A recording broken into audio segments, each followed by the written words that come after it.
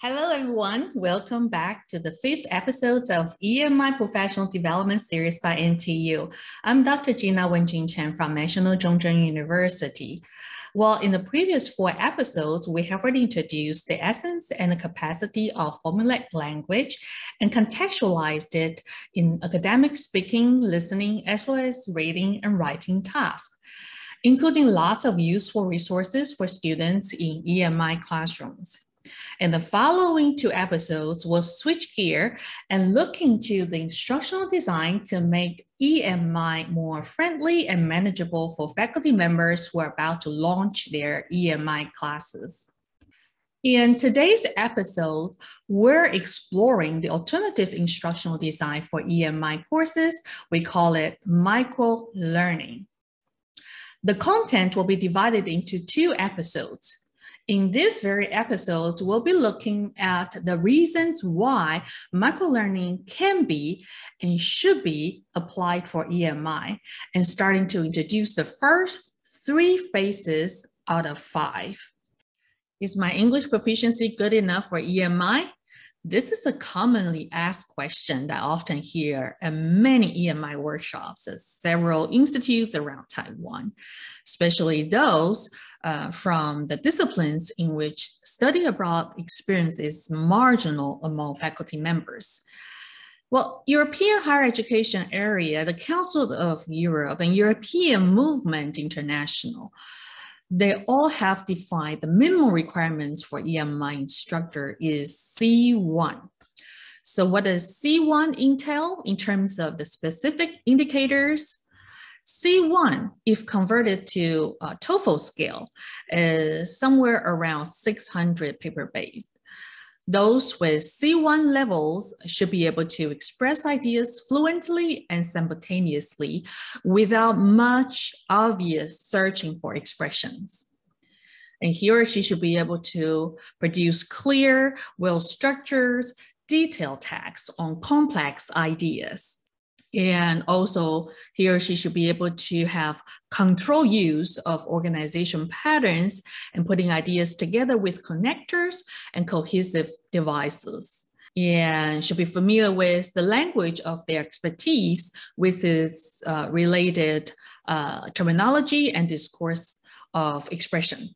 And finally, especially for EMI instructors, one should be able to give instruction, explanations, and examples, as well as paraphrase. All these indicators are necessary skills in higher education settings. We know. Yet, in order for someone to reach this level, the disciplinary specific vocabulary in terms of the size and the knowledge of English language are imperative. In other words, basics alone won't suffice. It will call for CALS, the discourse used in EMI classroom. And clearly, the linguistic requirements and process that accustoms oneself to instructional discourse and discipline genres weigh on our mind even before going to the EMI lecture halls. Logically, when we face these challenges, EMI beginners are likely to translate whatever or however they do in CMI to English. So EMI means translated lessons. Or they will merely simplify the course content so one can manage the extra workload and anxiety. And of course, the outcomes or outlook are likely to be questioned. In fact, I think if we break down the workload and tackle the course content and instruction layer by layer, EMI could provide us an opportunity to reassess and fine-tune our teaching style. We first decide the scope and the content for the lesson, how we can organize and provide the scaffold, and so on. And then based on this plan, we create info display and visuals. In fact, the art of creating effective infographics and appealing visuals has been considered super duper important in corporate world and flipped classrooms, all to present by repackaging information from audience or reader's view, not from presenters. Like one of the bestseller books, Made to Stick, is dedicated to how words and visuals are supposed to facilitate one's cognition process. And this is particularly important in EMI classrooms where information is delivered in a less familiar language. After preparing for information display and visuals, we then practice for clarity and flow with the logic of English language. This also takes deliberate efforts. What will happen if we just skip this final step, practice? Well, without this part of preparation, one will have to deal with language and content at the same time when students will have their eyes on us the whole time. Besides, everyone knows that most languages do not share the same logic. For example, English is linear thought pattern, while Chinese is spiral thought pattern. 英文是比较线性的思考模式，那么中文呢，算是比较螺旋性的思考模式。那这样就会影响到我们论述啦、铺陈的时候，我们的顺序跟方式。So for academic English, most of the important information tends to be placed in the beginning of one's utterances or arguments. This will affect how ideas are packaged and delivered. I'm only naming a couple of the reasons why it takes rehearsals for us to achieve clarity and flow in EMI. If we have to process language and content simultaneously without prior rehearsals, the likelihood of awkward, meaningless pauses and fillers such as like constantly, then it can destroy the flow, bore our students, and make us more nervous. So these are perfect reasons for us to try an alternative instructional design approach, microlearning. Microlearning isn't a new concept nor a groundbreaking concept. In fact, it has been widely adopted by e-learning and on-job training. Originally, microlearning is all about quick, accessible learning, which offers employees information when they need it, where they need it. The learning units are typically brief, highly manageable within the time frame like waiting for a bus or lunch break. Most importantly, each unit is tied to one single specific learning objective or task in hand. Now, with the impact from COVID pandemic, our online format of schooling becomes necessary. So the idea of microlearning is taking a more vital center stage in education. Same instructional values still sustain in EMI classrooms where instructors are working within students' short attention span and linguistic challenges. To unfold the idea of microlearning in terms of its instructional design, the easiest way, I would suggest 5 phases facilitating students from recalling background prerequisite knowledge from prior lessons and connect the old to the new topic with friendly introduction, and then expand on the fundamental concept or the definition with sufficient examples and variations, followed by some practice or discussion tasks to reinforce and clarify the very concept for the day, and wrap up the lessons with a quick summary. Altogether, we're looking at no more than 45 minutes in one session, preferably even shorter if you can. Then a 3-hour class will be divided into 3 micro lessons. So the entire semester is built from many, many micro lessons rather than long lectures. Now, how do we manage using CELS, academic English, for instructional purposes? To the best we can, the language should be straightforward. Try not to mix up multiple key points and bunch of details all together in complex sentence structures. At least we wait until the students are ready. That means they should develop sufficient mastery of the prerequisite knowledge. Also, we should keep the statements or explanations concise and to the point. Lots of formulaic expressions help signpost our instructional procedure, which can help students identify the intended emphasis when we instructors use them properly. When abundant formulaic language is incorporated effectively and scaffold is provided step by step, EMI microlessons should be clear and knowledge processing become manageable for us and for the students. So earlier, when we mentioned about fighting for students' attention span, according to the article in Statistic Brain, the average attention span of human being is down from 12 seconds in the year of 2000 to 8 seconds in year 2013 to 6 seconds in year 2019. On the top of this declining trend line, students' attention span is often shorter than grown-ups, like instructors or faculty members. So that being said, we have the tendency to overestimate the durations of concentration and hence design hours long of sessions, like undergrad 2 hours and graduate courses 3 hours. The lengthy sessions don't only exhaust us, but also frustrate students. In the modern time, numerous information is competing for personal attention nonstop. When the brain is overloaded, one tends to blank out or randomly opt for the loudest one, and it's rarely their classroom lectures. In other words, in this digital era, from primary to higher education, there has been a constant fight for audience attention between on-site, in-person live lectures and online social apps. This battle is a prevalent and growing frustration among instructors, EMI or not.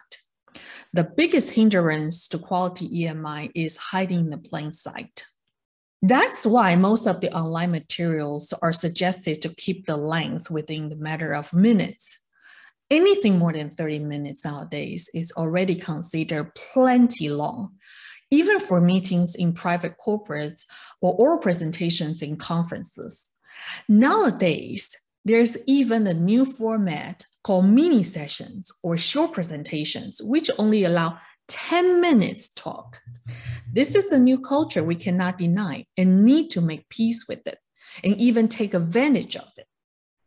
In order to accommodate digital natives' learner traits and work with their learning preferences, break down long lectures for EMI into several micro-learning sessions can benefit both sides. It is like breaking down a marathon to multiple rounds of quick sprints, allowing yourself a break and then students some playtime. Eventually, we will get to the destination. As we move along the timeline of our syllabus, the objective of teach every phase should be clear and actualized by building scaffolds step by step. At the same time, the language function supporting the instructional language is also explicit, expressive, and formulaic. This concept has been fully introduced in the previous episodes. For the purpose of demonstration, this online course introduced to psychology at Yale. Please feel free to scan the QR code here and see how the idea is put into practice. In the very beginning of the semester, very first class meeting, professor greets to the students and introduces them to the course requirements while doing the housekeeping, making sure everybody has the syllabus and everything. These are very common and expected routine for most intro sessions. So he will use the formulaic language such as, I would like to welcome all of you to this course, and then say the course title followed by the instructor's name and his title. Next, he will give a very general yet brief descriptions of the course to tell students what to expect by saying, what this course is going to be is a comprehensive introduction of the study of something, like in this case of the human and the mind. And of course, having TAs to distribute handout and etc. These routines students are expecting are supported by a lot of Formulaic language, which effectively help the instructor provide important reminders and offer necessary explanations.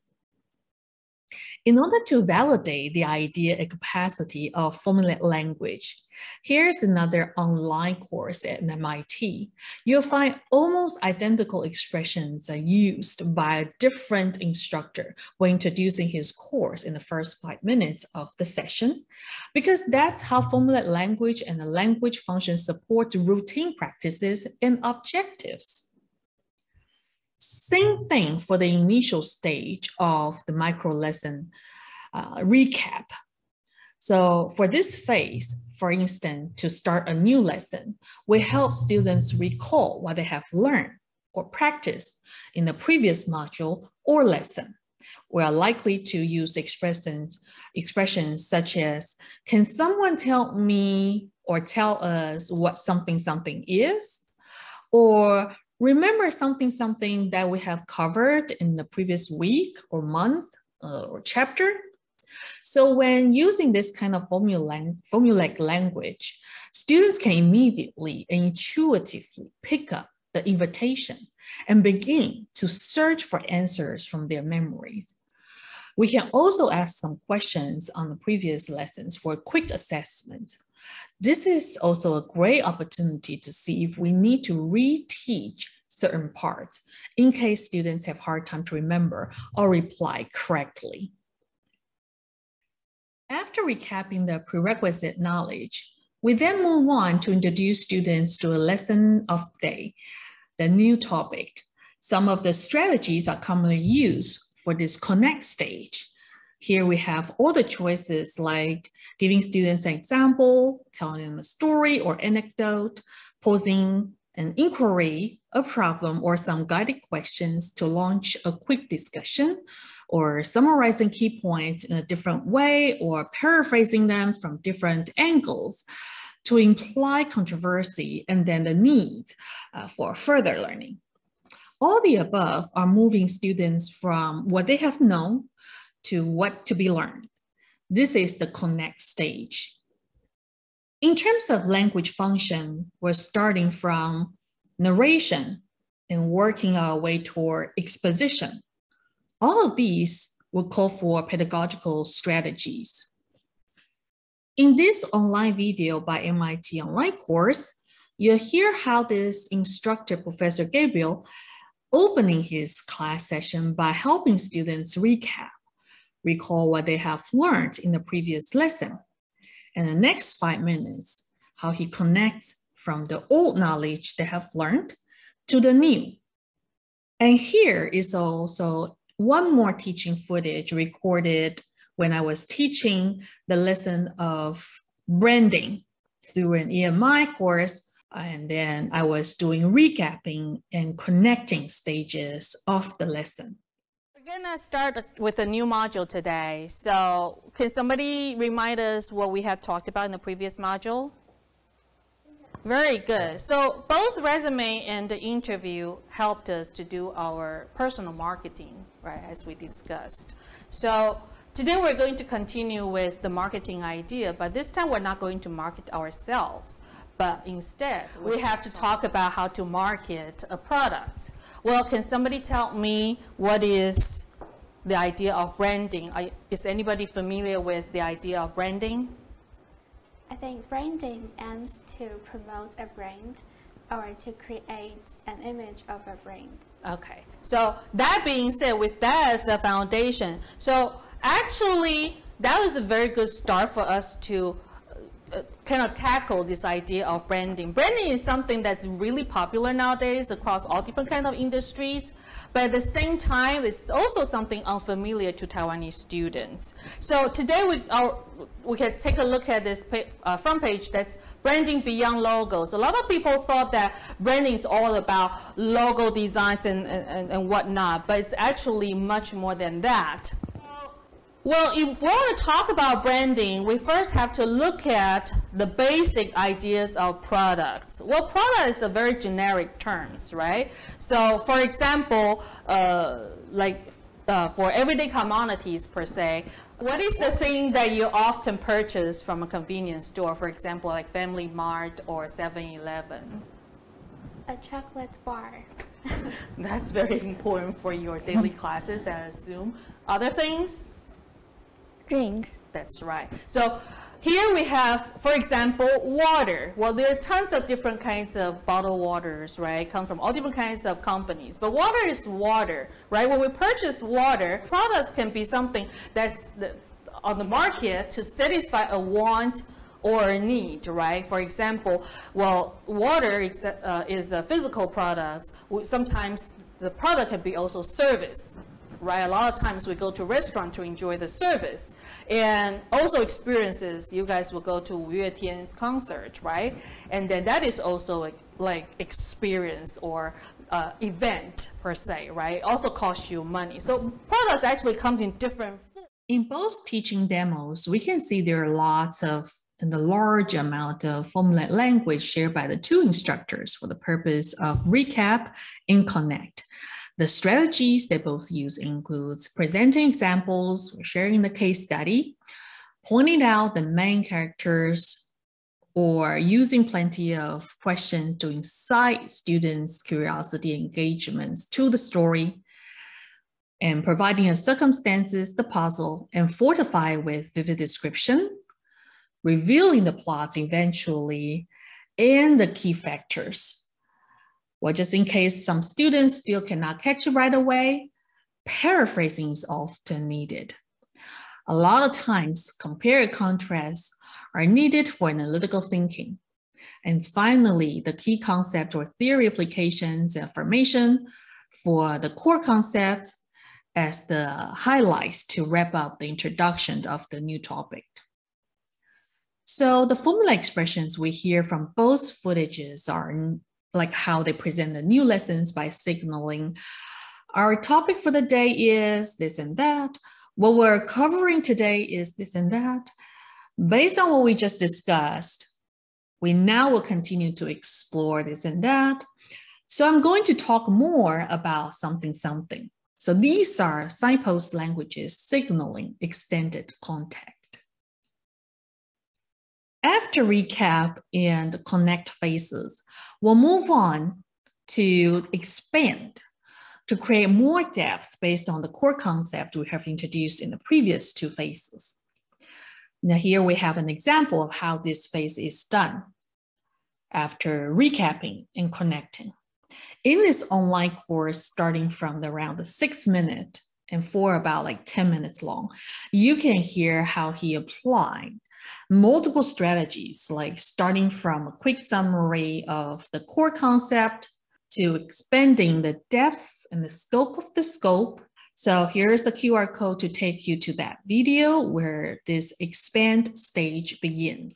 While watching this footage, the strategies for expanding from the core concept include transition. It's a quick summary from definition to application.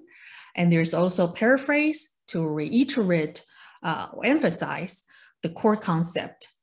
And then also just to accentuate the topic for the day by inciting students' curiosity, asking a bunch of questions, and reveal the extended coverage in today's agenda.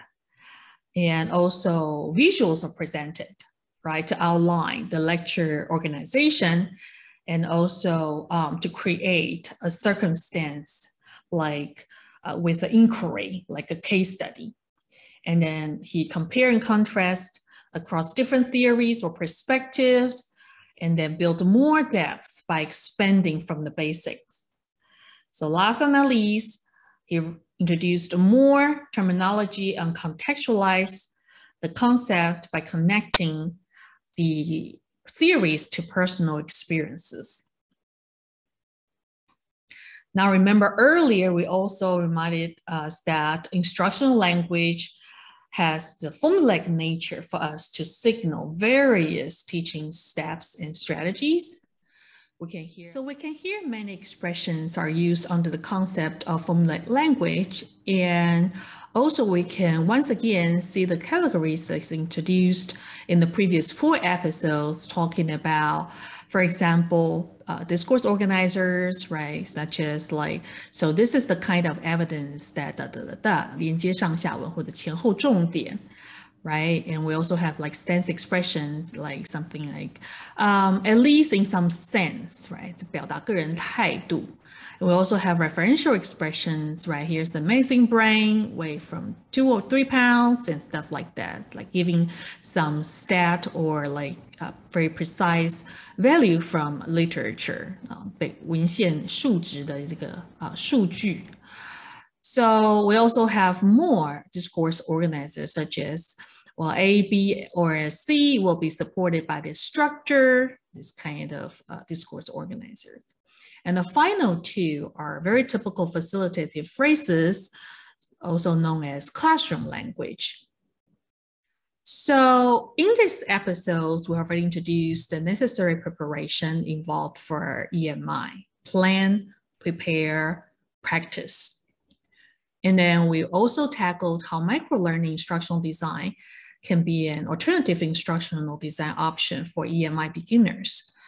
We suggest 5 phases facilitating students from recalling background knowledge or prerequisite knowledge from prior lessons and connect the old to the new topics with friendly introduction and expand on the fundamental concept or definition with sufficient examples and variations, followed by some practice or discussion tasks to reinforce and clarify the very concept for the day, and wrap up the lessons with a quick summary.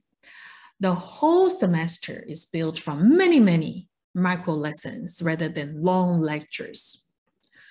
Applying the Formulaic language resources we covered in the earlier episode, we can see how useful expressions are, signposting our teaching strategies to make our instructional language simpler, more concise, more to the point, and finally, help us reach very high clarity for our students. So in this episode, we demonstrate the first 3 stages: recap, connect, and expand for microlearning lessons. In the next episode, we'll introduce the second half of the microlearning lesson planning. Thanks for watching. See you next time.